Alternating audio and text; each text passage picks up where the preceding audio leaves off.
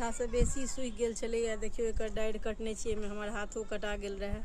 एकरा बचबैमे की नहि केलहुँ हम, तऽ ई तऽ हमर बचि गेलै। देखियो फड़बो केलै,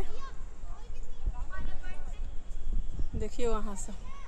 ई नींबूके बचबै लए हम जी जान एक कऽ देलियै, तऽ ई तऽ बचि गेलै।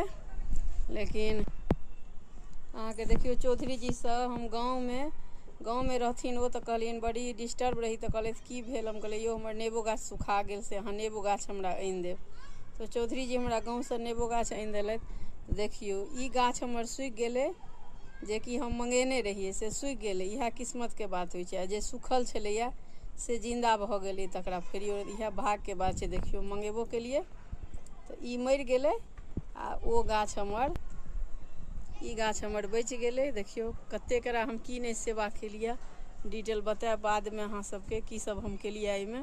ई बचि गेलै, लेकिन जे मंगेलिए से अहाँके मरि गेलै। तऽ इएह किस्मतमे अहाँके जते रहै छै ततबे भेटै छै। तैँ हम एही सब लऽ कऽ खुश भऽ जाइ छी। लेकिन हमरा पेड़ पौधा सुखाए लगैए तऽ बुझियौ जे हमर जाने जाए लगैए। एहन जुनून अइ हमरा पेड़ पौधाके। जय मिथिला।